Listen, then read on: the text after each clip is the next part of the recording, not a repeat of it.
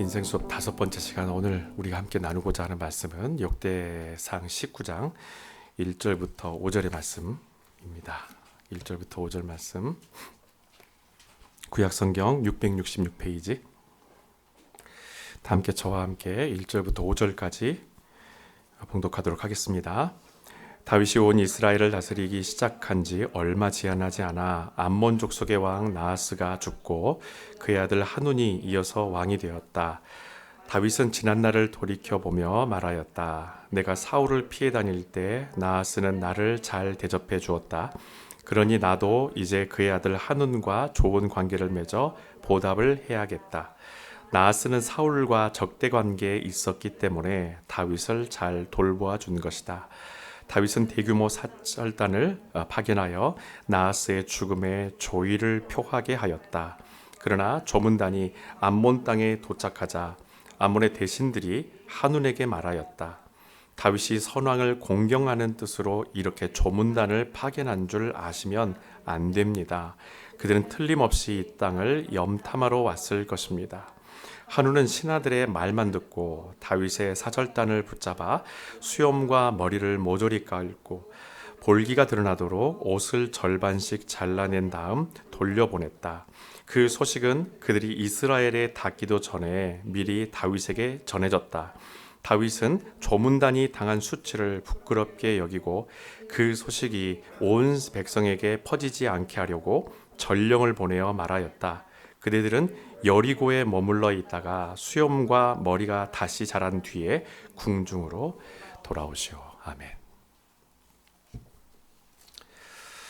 미래학자 하게 되면은 아마 여러분들 엘빈 토플러라고 많이 들어보셨을 겁니다. 유명한 미래학자가 엘빈 토플러가 있는데, 엘빈 토플러는 2016년도에 이미 세상을 떠났었습니다. 제가 그분의 책, 세계의 물결, 여러 가지 앞으로 세계의 흐름에 대해서 이렇게 써놨던 책들을 많이 탐독하기도 했었는데, 미래학이라는 것이 따로 이렇게 강의가 있고 그런 건 아닙니다. 미래학이라는 것 자체가 뭐냐면 현재에 있는 우리의 삶을 분석해서 앞으로 우리의 인생 가운데, 삶 가운데, 사회에서 어떠한 현상이 나타날까, 이것을 예측하는 데이터 형식으로서의 어떤 분야를 미래학이라고 합니다. 엘빈 토플러가 세상을 떠난 다음에 요즘 최근에 주목을 받고 있는 미래학자가 한 사람 있습니다. 그 사람의 이름이 토마스 프레이라는 사람입니다.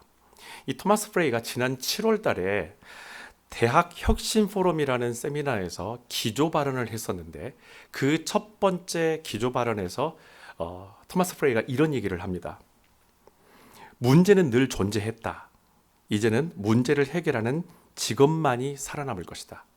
코비드라는 시간을 2년 동안 보내면서 많은 변화가 일어납니다. 일상의 변화, 삶의 변화, 심지어 교회 안에서도 예배 자체에 대한 포맷이라든지 예배를 어떻게 함께 드리고 함께 예배를 적용시킬까에 대한 여러 가지 많은 적용점들이 지금 달라진 상황입니다. 세상 모든 것이 많이 변했습니다. 일하는 것 자체도 많이 변했습니다. 그런 상황 가운데에서 코로나라는 것이 많은 사람들에게 충격을 물론 줬지만, 토마스 프레이는 항상 이런 얘기를 합니다. 문제는 늘 존재했었다. 다만 다를 뿐. 문제는 늘 존재했었다. 이제는 그 문제를 해결하는 그 직업만이 앞으로는 살아남게 될 것이다. 구체적으로 토마스 프레이는 이 직업의 카테고리를 이렇게 말합니다. 그것은 교육이다. 문제 해결 중심의 교육을 해야만이 변화되는 사회에서 생존할 수 있다고 토마스 프레이는 예측을 합니다. 앞으로 우리의 30년, 2030년, 2040년 미래에 대한 모든 과정 가운데 예측되어지는 일들, 예측되어지는 직업군들, 사라지는 직업군과 그래도 여전히 존재하고 있는 것은 무엇일까? 교육, 가르치는 것에 대한 부분들은 계속 남아있을 것이라고 주장을 합니다. 여러분, 우리는 평생 말씀에 대해서 교육을 받습니다. 물론 그 일에 가장 선두에 서야 되는 사람이 바로 여러분 앞에 서 있는 목회자입니다. 가르치는 자, 전달하는 자, 정보라든지 신앙이라든지 무엇을 전달하는 사람이 가장 먼저 그 교육을 받아야 하고 평생 그 교육을 받아야 한다는 것입니다. 여러분, 제가 어제 코로나 상황에서의 이민 목회라는 주제를 가지고 목회자 세미나를 오전에 했었던 곳에 다녀왔습니다. 토론토의 미랄교회라고 아주 큰 대형 교회가 있습니다. 그 교회에 노승환 목사님이 오셔서 어제 발제자로 한 2시간 정도 함께 이야기하고 발제하시고 또 우리가 Q&A 하면서 의견들을 많이 나눴었는데, 그때 노 목사님이 이런 얘기를 했습니다. 본인이 미랄교회를 이렇게 사역하면서 교회가 크니까 많은 사람들이 몰려옵니다. 그 안에는 수평이동도 참 많다고 말합니다. 그러면서 그런 면면들을 바라보면서 자기가 느꼈던 것이 뭔가, 현대 크리스찬들에게 무척 약한 것이 있다. 곧 그것은 기독교 교리에 대한 이해가 너무 부족하다. 많은 크리스찬들이 교회 안에 밀집해 있는데 그 교회 안에 밀집해 있는 크리스찬들 가운데서 기독교 교리가 무엇인지, 복음에 대해서 이해하고 있는 사람이 많지 않다라는 것입니다. 상당히 본인 자신도 충격을 받으신 것 같았습니다. 근데 저는 그 이야기를 들으면서 한편으로는 이런 마음이 들었습니다. 컨펌 받았다라는 마음이 들었습니다. 우리 교회 성도님들이 말씀과 교육, 특별히 성경 공부라든지 리바이블이라든지, 그리고 지금 교리문답, 소요리문답을 공부하고 있는데, 이 시간들을 통해서 우리 성도 모두가 복음 전도의 실력을 쌓아가고 있고, 그 말씀 위에, 복음 위에, 진리 위에 굳건히 서기 위해서 이 시간들을 마다하지 않고 자기의 시간을 내어서 하나님 앞에 나아가는 모습을 보면서 한편으로는 제가 그 강의를 들으면서 너무 감사했습니다. 우리 교회에 소망이 있구나. 우리 교회에 이렇게 하나님께서 일하시고 이렇게 역사하시는 것에 대한 그런 소망이 있구나. 소요리 문답 공부에 대해서 제가 하고 싶어서 처음부터 계획했던 건 사실은 아닙니다. 하나님께서 계속 말씀을 공부하는 가운데 무엇이 더 우리 성도들에게 채워져야 될까? 그것이 바로 교리였었습니다. 그래서 하나님께서 우리 교회 가운데 우리 성도님들이 그 교리 공부하시는 시간을 내어서 함께 교육을 받고 있습니다. 무척 우리 교회의 소망이 큽니다. 여러분, 크리스찬도요, 세상 사람입니다. 저와 여러분 다 세상 사람들입니다. 다만 세상과 틀린 사람이 아니라 우리는 다른 사람들입니다. 다시 말하면 세상적인 사람이 아니라는 뜻입니다. 여러분, 크리스찬이라는 그 이름은 로마의 박해 가운데에서 나타난 이름들입니다. 그 박해 가운데서도 끝까지 믿음을 지켰던 바로 이 사람들, 뭔가 좀 다르다라는 것입니다. 자기 나라에, 이 제국에 존재하는 수많은 이방인들이 있고 종교가 있는데, 그 종교 가운데서도 끝까지 목숨을 바쳐서 자기 신앙을 지켜내려고 했었던 바로 그 사람들, 그들이 바로 예수의 추종자들, 소위 말하면 크리스찬이라는 것입니다. 분명히 그들은 다름이 있었습니다. 그렇다면 그 당시에 그들이 크리스찬이라고 예수를 믿는 사람들을 불렀던 이 다름이라는 것은 과연 뭘까요? 무엇이 달랐을까요? 다른 사람들과 다른 종교들과 무엇이 달랐기에 이 사람들이 다르다고 여겼을까요? 곧 그것은 영원한 미래를 준비하고 있는 것이 달랐다는 것입니다. 미래를 준비하는 것이 크리스찬들이라는 겁니다. 여러분, 그런데 우리가 이렇게 영원한 미래를 준비할 때마다 발목을 잡는 게 있습니다. 그게 내 속사람입니다. 우리는 분명히 말씀을 통해서 미래를 준비합니다. 영원한 그 하나님 나라를 향해서 나아가며 하루하루를 그 시간을 준비하면서 우리는 살아갑니다. 그런데 그렇게 살아가야 됨이 마땅함에도 불구하고 내 발목을 붙잡는 것은 다름 아닌 내 안에 있는 내 속사람이라는 것입니다. 여러분, 내가 영적으로 성숙하지 못하게 만드는 것, 다시 말하면 내가 그리스도 안에서 성화되지 못하도록 만드는 것은요, 사탄이 아닙니다. 여러분, 사탄은 우리의 믿음을 부정하게 만들고 오히려 하나님처럼 되게 하려고 우리의 믿음을 철저하게 왜곡해서 그 믿음을 다른 방식으로 자라나게 만드는 것이, 그것이 사탄입니다. 오히려 우리가 영적으로 성숙하려 할 때에 그 성숙을 방해하는 것은 다름 아닌 내 안에 있는 내 속사람입니다. 여러분, 그것이 어떤 의미인지를 알게 하는 오늘 두 사람을 여러분에게 소개하려고 합니다. 우리가 오늘 읽었었던 19장 1절부터 5절에 보면 두 왕이 좀 나타납니다. 이스라엘의 왕이었던 다윗과 암몬의 왕이었던 한운이라는 사람입니다. 먼저 제가 말씀을 이해할 수 있도록 제가 이 왕들과의 서로의 배경과 상황들에 대해서 여러분에게 설명을 좀 드리도록 하겠습니다. 자, 한번 화면을 보시죠. 2절에 있는 말씀을 기반으로 해서 설명을 드립니다. 왼쪽은 사울과 다윗입니다. 그리고 반대편은 암몬 족속입니다. 사울과 다윗은 같은 나라 사람인데도 불구하고 서로 앙숙입니다. 하나 되지 못합니다. 서로에게 아픔만 있는, 상처만 있는 사람입니다. 그래서 사울과 다윗은 대립 관계에 있습니다.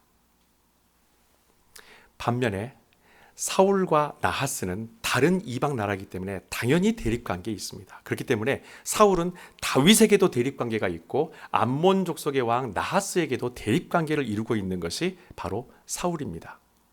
그런데 이 다윗이 사울에게 핍박을 받을 때에 자기 몸을 피해서 도망갔던 곳이 어디냐면요, 암몬 땅입니다. 그때 왕이 나하스였습니다. 나하스가 다윗이 자기 나라로 왔었을 때에 다윗을 아주 잘 대해줍니다. 선대해줍니다. 왜냐하면 나하스하고 사울하고 관계가 안 좋았기 때문에 그 나라에서 도망쳐온 사람을 자기는 너무나 즐거워했었고, 그 사람이 도망온 것에 대해서 잘 해줘야 되겠다, 잘 케어해줘야 되겠다, 그 마음으로 나하스가 다윗을 선대합니다. 어찌되었든 다윗은 이 나하스에게 그런 좋은 대접을 받게 되고 그 시간을 나하스와 함께 보내게 되죠. 시간이 흘러서 나하스가 세상을 떠납니다. 그리고 그 아들 한운이 왕이 되는데, 나하스의 이 장례식에 다윗이 그 당시에 이제 통일 왕국의 왕이 되었었을 시기입니다. 시간이 흘렀기 때문에 사절단, 조문 사절단은 이 땅에 보냅니다. 암몬에. 왜냐하면 자기가 지금까지 나하스에게 받았던 은혜가 있기 때문에 그 감사하는 마음에 보답하기 위해서 조문사절단은 아주 잘 꾸려서 그들에게 보내서 그곳에서 그들을 조문하게 만들고 나하스의 그 장래에 대해서 애도의 마음을 대신 전달할 수 있도록 사신을 보냅니다. 근데 이 한운이 다윗이 보냈었던 이 조문사절단을 철저하게 능욕시키고 집으로 다 돌려보내버립니다. 이게 1절부터 5절까지의 큰 맥락에서의 스토리입니다. 여러분, 우리는 인생을 살아가면서 내가 베푼 사랑과 호의를 상처로 되갚음을 당할 때가 많이 있습니다.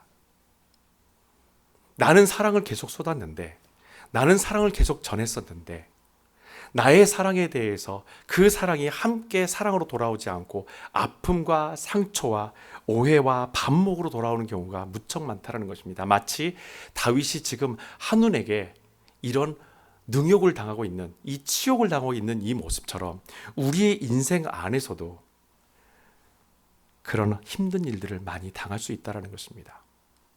여러분, 이것은 심지어 왕까지도 당하고 있는 일들이기 때문에 누구에게나 일어나는 일이죠. 이것을 우리는 인생이라고 말합니다. 이게 우리가 살아가는 삶의 인생의 한 모습입니다. 여러분은 그 억울함과 서운함과 배신감을 느낄 때 어떻게 하셨습니까? 분명히 세상과 다른 사람들인데 우리는, 여러분은 어떻게 하셨습니까? 여기서 우리가 한번 생각해 보려고 합니다. 만약에 내가 다윗이었다면, 만약 내가 다윗이라면 지금 다윗의 입장에서 19장으로 한번 달려 들어가 보겠습니다. 내가 보낸 조문사절단이 있어요. 나의 마음을, 나의 진심 어린 이 마음을 이 조문사절단에게 통해서 보냈는데, 저는 이걸 조금 더 적극적으로 이렇게 생각 한번 해봤습니다. 혼자서. 내가 만약에 내 아이들을, 내가 바쁘니까 갈 수 없는 상황이니까 아주 중요한 자리에 대신 보냈다 했었을 때에 능욕을 당하고 수치스러움을 당하고 왔다. 분명히 나는 진심을 다해서 그 사랑의 마음을 다해서 사신으로 보낸 건데 능욕을 당한 채로 돌아오고 있다는 그 소식을 전화를 통해서 듣게 된다면 나는 어떤 말을, 나는 어떤 행동을 할까?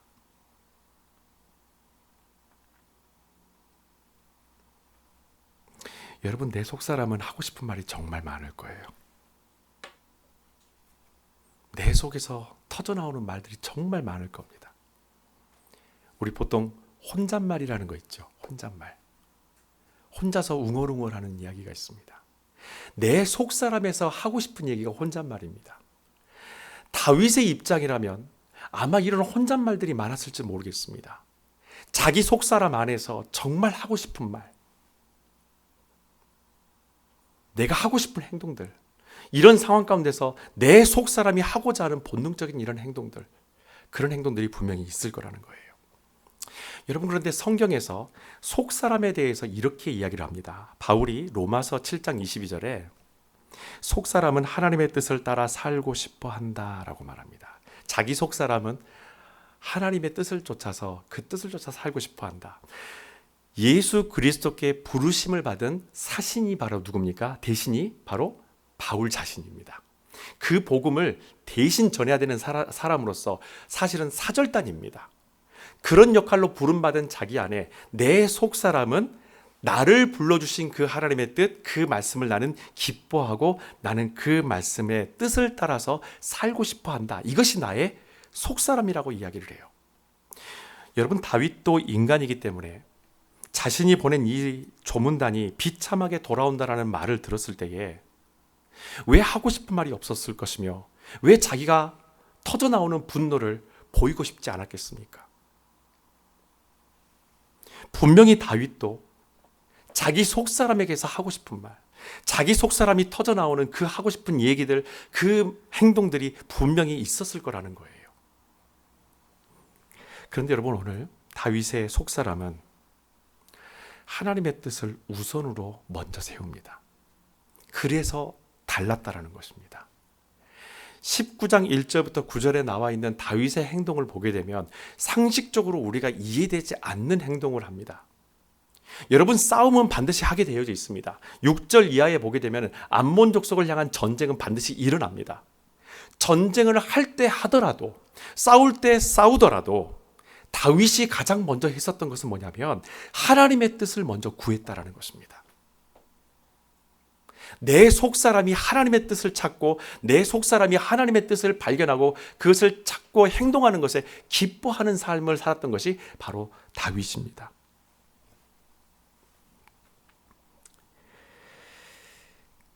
지금 이 순간에도 하나님이 원하시는 그 뜻이 무엇인가를 다윗은 생각하면서 자신의 조문단들이 수치를 당하고 돌아온다는 이야기를 머리에 담고 생각하고 또 생각합니다. 하나님의 뜻이 무엇일까? 하나님께서 원하시는 것이 무엇일까? 근데 여러분, 사실 지금 이 과정이 가장 고통스러워요. 하나님의 뜻을 찾는 것, 우리가 교회 다니니까 알고는 있죠. 근데 그 하나님의 뜻을 찾기 위해서 멈춰 있는 시간 자체가 사실은 너무 고통스럽고 힘들다라는 것입니다. 무엇인가를 하고 싶은데, 무엇인가를 말하고 싶은데 말하지 않고 하나님의 뜻을 먼저 구하는 이 시간 자체가 마치 찰나의 순간이 천년과 같은 시간처럼 그렇게 길게 느껴질 수밖에 없다는 것입니다. 그만큼 우리는 그 시간 자체에 고통스러움을 느낄 수밖에 없습니다. 그렇기 때문에 우리는 다윗 왕의 이 행동이 의도된 것이 아닐까, 어떤 의도가 있는 것은 아닐까라는 것을 추측해 봅니다. 그 의도라는 것은 이 나라의 미래를 준비하는데 어떤 영향을 미쳤는가라는 것입니다. 다윗이 하나님의 뜻을 먼저 구하고 다윗이 지금 자신이 조문딸들이 그렇게 비참하게 돌아오는 그 이야기를 들었었을 때 그의 행동이 이 나라의, 이 이스라엘의 미래를 준비하는 데 있어서 어떤 결정적인 역할을 했었을까? 여러분, 지금의 내 결정과 태도가 이 나라의 후대 왕들뿐만 아니라 이 나라의 다음 세대에게 본보기가 되기 때문에 다윗은 더욱더 신중하고 신중할 수밖에 없습니다. 이런 상황 가운데에서 물론 다윗은 당장에 싸울 수 있습니다. 왜? 명분이 확실하기 때문에, 능욕을 당했기 때문에 충분히 싸울 수 있음에도 불구하고 다윗은 하나님 앞에서 그 뜻이 무엇인가를 발견하려고 멈춰섭니다. 이게 바로 다윗의 속사람의 역할이었습니다.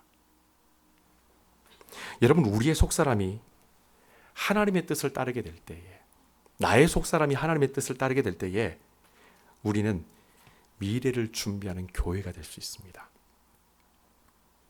내 속사람이 내 자아를 따르지 않고 하나님의 뜻, 그 말씀을 따라갈 때 저와 여러분들은 미래를 준비하는 세상과는 다른 사람이 될 수 있다는 것입니다. 여러분, 다윗은 조문단이 한눈에게 어떤 능욕을 당했는지를 우리한테 이야기를 합니다. 4절의 내용들을 보면서 제가 몇 가지를 설명을 드리죠. 수염과 머리를 모조리 깎았다라고 얘기를 합니다.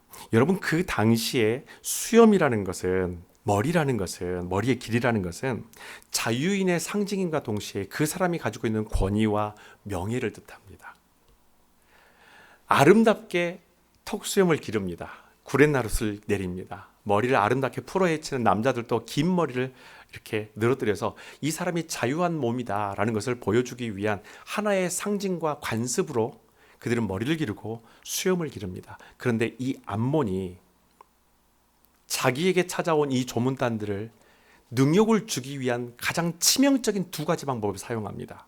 그게 바로 그들의 명예와 그들이 갖고 있었던 자유함에 대한 모든 표시들을 다 없애버렸다는 것입니다. 사람들의 눈에 띄는 부끄러움을 그들에게 처하게 만들었다는 것입니다. 뿐만 아니라 엉덩이가 드러나도록 옷을 잘랐다고 했어요. 여러분, 당시에 구약 율법에 보게 되면 제사장들은 하나님 앞에서 하체를 보여서는 안 됩니다. 제단 위에 올라갈 때에 하체를 보이면 안 되기 때문에 속옷을 입습니다. 여러분, 속옷을 입는다는 게 특별한 일이라는 게 좀 이상하죠. 우리들은 속옷을 입는 게 당연한데 그 당시에 히브리 사람들은 속옷을 입지 않습니다. 제사장들만 입습니다.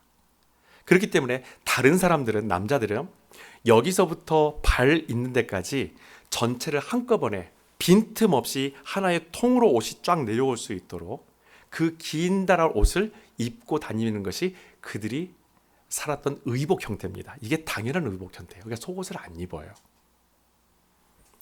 한운이 어떻게 합니까? 그렇게 몸을 완전히 가렸던 그 옷을 뒤쪽에서 밑에서부터 엉덩이가 다 보이게 수직으로 잘라버렸다는 겁니다. 움직일 때마다 이 사람의 하체, 나체가 보입니다. 수염은 깎였습니다. 머리는 밀렸습니다. 자기 옷의 가장 부끄러운 부분이 잘렸습니다. 그렇게 해서 암몬이라는 땅에서 예루살렘으로 돌아온다고 생각해 보십시오.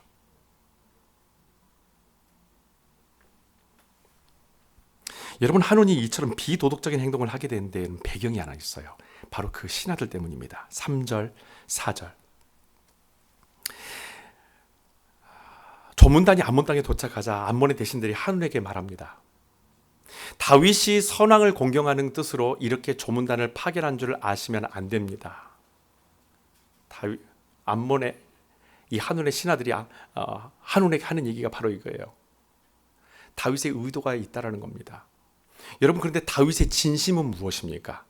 이 사람의 진심은 진정으로 애도하기 위해서 조문단을 파견한 거예요.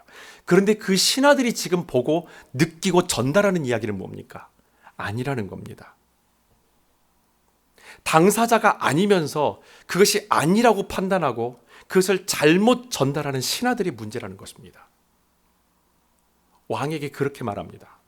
이건 절대 의도가 있는 겁니다. 그들은 틀림없이 이 땅을 염탐하러 보내기 위해서 여기까지 들어오게 된 것일 겁니다. 그러면서 19장 4절에 한우는 신하들의 말만 듣고 라고 해서 끝납니다. 여러분, 미래가 없는 사람, 미래를 준비하지 않는 사람의 삶은 이렇습니다. 미래를 전혀 준비하지 않는 크리스찬의 삶은 이렇습니다. 하나님의 말씀에 귀 기울이지 않고 사람의 말에 귀를 기울입니다. 주변 사람들의 이야기에 귀를 기울입니다. 그것이 곧 치명적인 실수가 되는 겁니다. 결정적으로 한우는 다른 사람의 말만 듣고 다윗의 진심을 다 무시해버립니다. 여러분, 인류의 죄가 어떻게 시작되었습니까? 아담과 하와가 죄를 지었었을 때 기억나시나요? 그들은 뱀의 말만 기울입니다. 하나님께서 이 에덴에서 하나님 나라에서의 삶을 살 수 있는 여러 가지 삶의 즐거움을 다 말씀해 주십니다. 어려움을 겪지 않도록 하나님께서 말씀해 주시는데 그 말씀에 귀 기울이지 않고 뱀이 하고 있는 그 말에만 자꾸 귀 기울입니다. 뱀이 아담과 하와에게 뭐라고 말합니까? 하나님께서 그렇게 말씀하셨지 그런데 그렇지 않아 라고 얘기를 합니다. 오늘 한눈의 신하들과 똑같은 이야기를 합니다.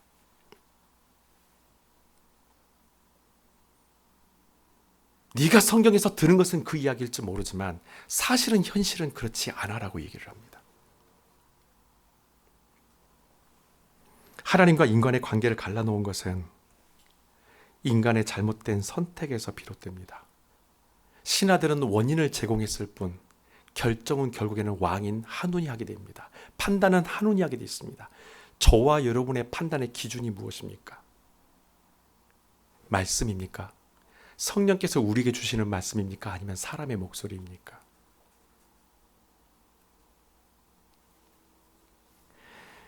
바울의 고백처럼 우리의 속사람은 하나님의 뜻에 귀를 기울여야 합니다. 내 속사람이 하나님의 뜻에 귀 기울이지 않게 되면 사람의 이야기에 흠뻑 빠져서 결국에 한운처럼 실수하게 됩니다. 한운의 결과, 한운이 이렇게 했었던 일의 대가는 여러분들이 6절 이하에 보시게 되면 충분히 그 결과를 알 수 있습니다.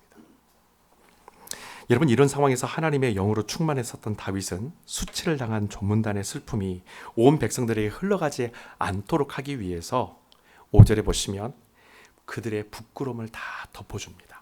조문단들이 올 때에 자기만 그 소식을 듣고 그 조문단들이 다른 사람들과 절대 마주치지 않도록 그들의 부끄러움을 먼저 덮어주는 일을 합니다. 여러분, 다윗이 미래를 준비하는 방법은 이렇습니다. 내 분노보다는 지금 내가 가지고 있는 이 수치스러움보다는 그들의 슬픔을 먼저 헤아리고 품어줬다는 것입니다. 이것이 바로 이 나라의 미래를 준비하는 왕의 태도라는 겁니다. 하고 싶은 말보다는 다윗은 해야 할 일을 합니다. 여러분, 인도의 작가 리투 가투리라는 사람이 있습니다. 이 리투 가투리가 이런 이야기를 한 것이 있습니다. 노여움은 표현하지 말고 노여움을 설명하라. 그러면 논쟁 대신에 해결책을 찾게 된다. 여러분, 다윗은 자신의 노여움을 하나님이 원하시는 방법으로 지금 표현하고 있는 겁니다. 분명히 내 안에서 뭔가 문제가 이슈가 딱 들어왔었을 때에 이 이슈를 어떤 방법으로 아웃풋하느냐, 들어와 있는 것을 내 안에서 어떤 방식으로 터트려내느냐, 다시 말하면 내 안에 들어와 있는 수많은 감정과 생각과 상황들에 대해서 내 속사람은 어떻게 표현하기를 원하고 있고 어떻게 나타내 보기를 원하고 있는가. 다윗도 분노합니다. 자신의 조문단이 이렇게 능욕을 당하고 왔는데 여러분, 어떻게 그 사람이 분노하지 않을 수 있겠습니까? 분노합니다. 근데 이 분노의 방식, 분노를 터뜨리는 표현하는 방식이 달랐다는 거예요. 이 상황에서 하나님은 다윗을 통해서 아주 강력한 그 위로하심으로 암몬 족속과의 그 싸움과 이 나라의 미래를 동시에 준비해 가기 시작합니다. 내 나라의 왕이 자기 감정에 못 이겨서 먼저 싸우러 가는 것보다 내 나라의 왕이 나의 수치를 덮어줬다. 나의 이 아픔을 덮어줬다. 여러분, 백성의 입장으로서 어떤 마음이 들까요? 이 나라의 미래에 대해서 어떤 기대를 하게 될까요? 모든 것을 다 바칠 거예요. 왕의 그 마음과 그 결정, 하나님께서 그에게 지혜 주심을 함께 따르면서 이 나라를 하나님 나라로 온전히 세우기 위해서 함께 연합하게 될 것입니다. 이게 지혜입니다. 이게 미래를 준비하는 사람의 모습입니다. 우리는 크리스찬으로서 미래를 준비하면서 하나님 앞에서 나에게 내가 지금 경험하고 있는 수많은 일들에 대한 아웃풋을 내 속사람이 하나님의 뜻을 발견함을 통하여서 표현하는 지혜가 필요하다는 겁니다. 여러분, 심리학에서 어둠의 3대장이라고 이르는 사람들이 있습니다. 첫 번째는 죄의식과 감정이 전혀 없는 사이코패스. 두 번째는 내 마음대로 사람을 조종하고 싶어하는 마키아벨리즘. 그리고 마지막 세 번째, 자기 자신에게 병적으로 집착하고 애착하는 나르시시스트. 여러분, 심리학자들은 인간관계에서 이 세 가지 대상 중에 반드시 손절하고 반드시 끊어버려야 될 한 사람을 지목합니다. 한 대상을 지목합니다. 그게 바로 나르시시즘, 나르시시스트예요. 자기를 병적으로 사랑하고 자기에만 집착하는 사람. 이 사람은 심리학에서는요, 반드시 손절하라고 얘기를 합니다. 여러분, 복음은 이러한 사람도 살리는 힘이 있습니다. 학문에서는 이런 사람들과 단절하라고, 손절하라고 얘기하지만 복음은 전혀 그렇게 말하지 않습니다. 복음이 내 안에 들어오게 되면 소시오패스가 되었든 마키아벨리즘이 되었든 나르시즘이 되었든 그 사람도 복음 안에서 변할 수 있다는 것을 우리에게 얘기해 줍니다. 이게 복음의 능력입니다. 복음은 이렇게 사람을 살릴 힘도 있지만 한편으로는 이런 사람들에게 상처 입은 사람들을 치유하는 방법도 함께 제시를 합니다. 그것이 바로 위로와 사랑이죠. 여러분, 복음은 이 놀라운 치유의 능력을 통해서 그 사람의 암울한 미래를 완전히 다 바꿔버립니다. 전혀 미래가 없이 오늘만을 살아가는 사람, 그 분노와 그 억울함으로 인해서 오늘에만 갇혀 사는 사람, 그 사람에게 보이지 않는 미래를 기대도 하지 못하는 그 사람에게 밝은 미래를 다시 허락해주는 놀라운 능력이 이 복음의 치유의 능력 가운데 있다는 것입니다. 여러분, 우리가 보고 있는 이 역대상하라는 이 책은 특별한 책입니다. 이 책 자체가 미래입니다. future예요. 바벨론 포로에서 돌아온 세대들이 다시 나라를 재건해야 됩니다. 70년 후에 돌아왔으니 나라가 얼마나 엉망이었겠습니까? 이 나라를 재건하기 위해서 다시 왕의 역사를 기록한 것이 열왕기 상하입니다. 근데 이 열왕기 상하를 그렇게 쓰는 목적 때문에 하나님 나라로서의 미래를 준비하기 위해서 지금까지 왕들이 했었던 실수의 결과보다는 그들의 실수 이후에 하나님께서 어떻게 이 나라를 소망 가운데 세우셨는지에 대한 이야기를 선별해서 담는 것이 역대상하입니다. 왜? 이 책을 보면서 소망을 얻고 힘을 얻어야 되기 때문에, 미래를 지금 꿈꿔가고 미래를 세워가야 되는 세대들이기 때문에 역대상하라는 책 자체가 소망과 희망을 주는 책이에요. 다윗은 누구도 조문단이 이렇게 수치스럽게 돌아왔다는 소식을 듣지 못하게 만듭니다. 어떤 사람도. 문제는 여러분, 조문단 자신이 아닐까 싶어요. 하루속히 집으로 돌아가고 싶은, 숨어버리고 싶은 그 마음들, 사람들과 단절하고 싶은 그 마음이 아마 간절했을 것입니다. 저 같았어도 그랬을 것 같아요. 치욕스러울 것 같아요. 대학교 때 1차에 딱 떨어졌습니다. 야, 목사 아들이 대학교에 떨어졌다는 이야기가요, 누구도 저한테 그런 얘기를 안 했는데 제 스스로가 교회 가고 싶지 않은 거예요. 내 부모님한테 마치 얼굴에 먹칠하는 것처럼 되게 미안한 거예요. 숨어버리고 싶었어요. 수치스러우니까. 여러분, 다윗의 조문단들이 과연 여러분 다른 곳에 가고 싶은 마음이 있을까요? 하루라도 빨리 내 집에 들어가서 문을 걸어 잠그고 싶을 겁니다. 아무도 만나고 싶지 않을 겁니다. 단절되고 싶을 그런 마음이 분명히 있을 거예요. 여러분, 인생의 실패와 상처를 경험하게 되면 집에 숨어서 방문 밖으로도 나오고 싶지 않은 그런 고립을 사람들은 택하게 됩니다. 아무도 만나고 싶지 않아요.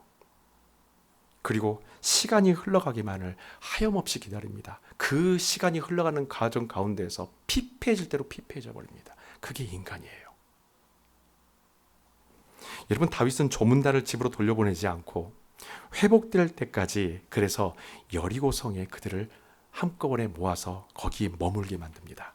5절 후반부에 보게 되면 그들에게 집으로 곧바로 가지 말고 여리고성에 머물러서 수염과 머리가 그전처럼 다 자랄 때까지 거기 머물러 있다가 궁중으로 돌아오라고 말합니다. 다윗이 그 사람 보는 것이 부끄러워서일까요? 아니요. 그 사람들을 위한 사랑의 방식이에요. 이게 바로 미래를 준비하는 왕의 모습입니다.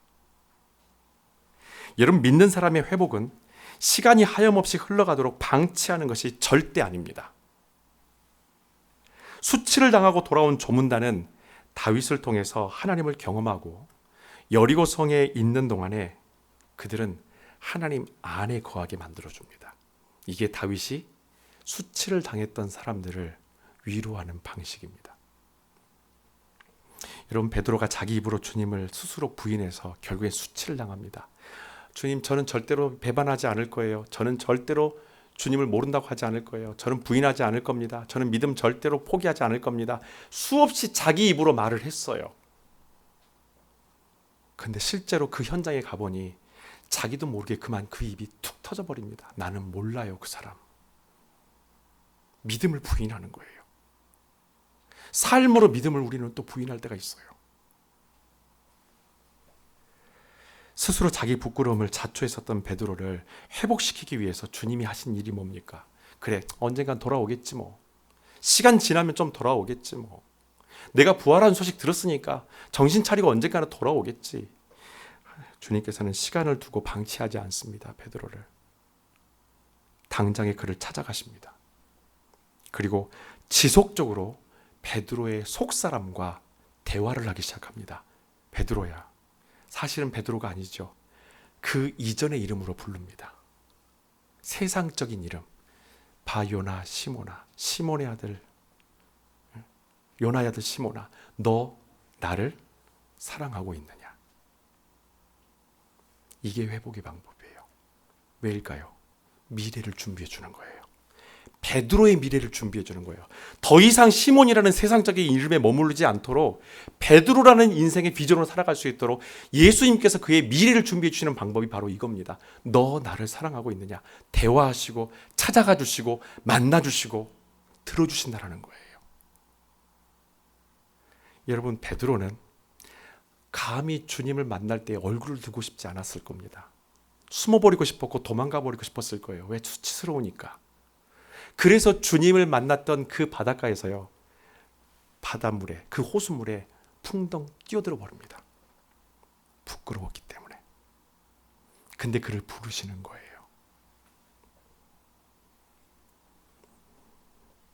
분명히 속사람은 주님을 향하기를 원합니다. 예수님께서는 그 속사람이 주님을 사랑하고 그 사랑함을 통해서 속사람의 변화를 통하여서 베드로가 그의 이름값을 하도록 그의 비전대로 살아갈 수 있도록 그의 미래를 예수님께서 준비해 주십니다. 여러분, 우리의 인생을 통해서 내가 마음먹은 대로 되지 않는다는 것을 우리는 교훈을 통해 계속 얻습니다. 내가 생각하는 대로 되지 않는다.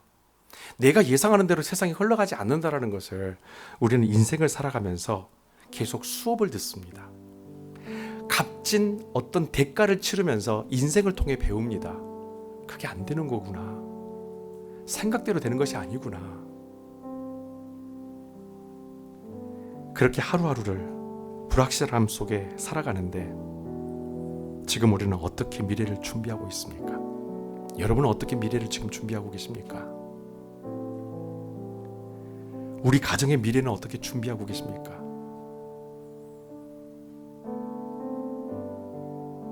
이 성전의 주인 되시는 우리 교회의 미래는 여러분 어떻게 준비하고 계십니까?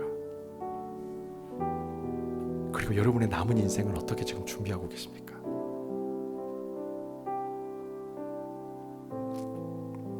하나님은 다윗을 통해서 수치를 입고 돌아온 이 사명자들의 속사람을 사람들의 눈에 띄지 않는 오직 여호와 하나님의 눈에만 띄는 이 시간을 통해서 그들을 새롭게 해주십니다. 가둬두고 감춰둔 것이 단지 부끄러워서가 아닙니다. 만나게 해주시는 시간입니다. 여러분의 속사람은 지금 평안하십니까?